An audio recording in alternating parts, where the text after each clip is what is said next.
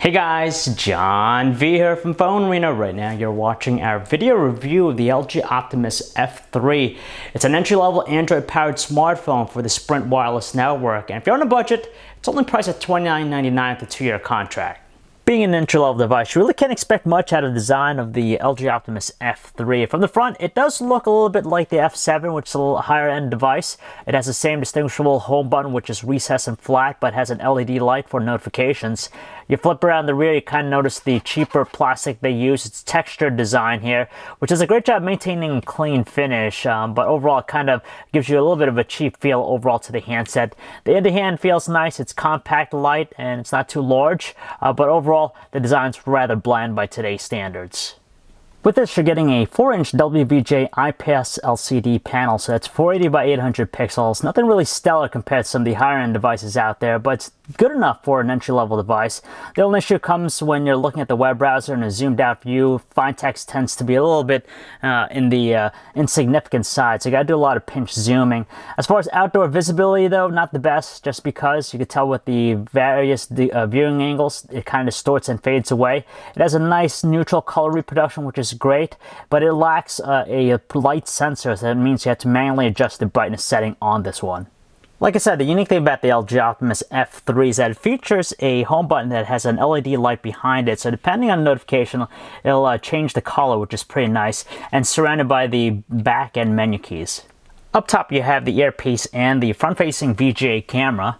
While inside we have the dedicated power button, which is raised and has a good responsive feedback when you press it down.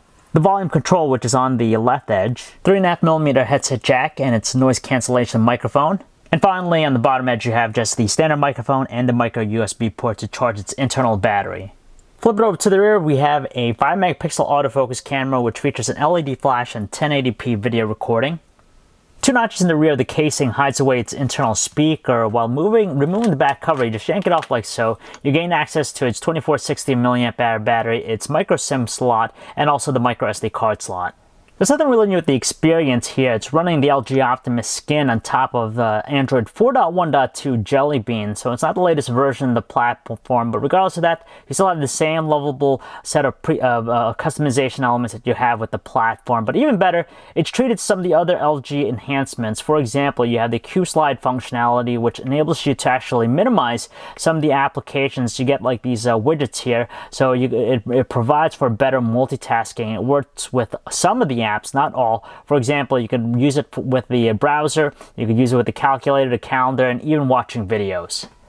Powered by a 1.2 GHz processor coupled with 1 GB of RAM, it doesn't scream cutting edge, but for a basic lower-end device, the performance is adequate enough. Even with the live wallpaper here, you could tell, for the most part, very responsive, but at times we can notice just a little bit of a delay with the performance, but it's nothing too terrible. Other simple things like opening up applications, some light web surfing, it does very well, but for more processor-intensive stuff, you do notice a little bit of a hitch with the performance. Nowadays, 4-inch displays are regarded as tiny compared to some of the other giants out there, so a little bit of adjustment needed to use the keyboard. Still responsive enough, but at times it does seem to be a little bit slow. And as far as the layout, it's on the cramped side, but then again, it's all about the adjustment. Unfortunately, we're not fans with the experience of the stock web browser, but luckily, as an alternative, you do have Google Chrome on board, which is preloaded. Now, the biggest issue that we have is that there's a slight delay when it comes to rendering on the fly, so you'll notice that as you're quickly zooming in, zooming out very fast, or even scrolling too. And the other thing is there's no support for double tapping to resize the layout here. It's the usual LG Optimus music player on board here with the F3, but you also have the Google Play Music application preloaded as well. As far as the presentation of the music player itself, nothing really stellar. It's your typical fanfare. And as far as the audio quality from its speaker, it's loud, but the loudest setting, there's a little bit of a sharpness to its output, so it tends to sound a little bit on the irritating side. The handset doesn't have any issues trying to play high-definition videos like the one we have here, which is coded in MPEG-4 1080p resolution, but unfortunately doesn't support codecs like XVID or DivX out of the box. Now, it's neat that you have the Q-Slide functionality, so you can do a little bit better multitasking, but as far as the overall presentation, you know, the display tends to a little bit be on the washed-out side, and you kind of have a hard time trying to watch just because of the weak viewing angles too. Don't hold your breath for anything stellar with the quality from its 5 megapixel autofocus camera. Definitely below average. Very grainy details. It's very soft, especially in lower lighting conditions. It's almost indistinct. And the color reproduction tends to be very bland, so it has a very airy look to it. At the same time, we could say the same thing about its 1080p high-definition video recording quality. Now, it moves smoothly at 29 frames per second, but the biggest thing here is just, again, the soft details and also some noticeable artifacting as you're panning very quickly. And when it comes to the audio recording, though, it seems to pick up everything.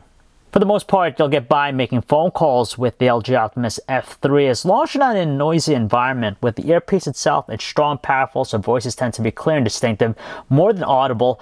Our issues include just with the speakerphone, it tends to have a little bit of crackling at the loudest volume setting, and doesn't have the best noise cancellation feature, so if you're in a windy area, your callers are going to hear that. We're pretty pleased with the battery life out of the LG Optimus F3. In fact, a full charge permits us a full day of normal usage, which mainly consists of texting, surfing the web, sending emails, and occasional phone calls. So for light users, it's more than adequate. And for those heavy users or power users out there, you'll still get by a solid workday with it. Let's be honest here, folks. The LG Optimus F3 isn't the most grandiose thing out there right now, but if you're on a budget, for $29.99 we'll get you the LG Optimus F3, and it's a pretty good deal, despite the fact that it's spec sheet's nothing worth writing home about. But then again, it's still a very well-rounded contender, and on top of that, you have the full functionality of the Android experience with some of the enhancements from LG that you see on some of its higher-end devices, like the multitasking aspect of the Q-Slide function. So if you'd like to learn more about the LG Optimus F3, guys, you could check out our website, PhoneArena.com. It's John V. Thanks for watching.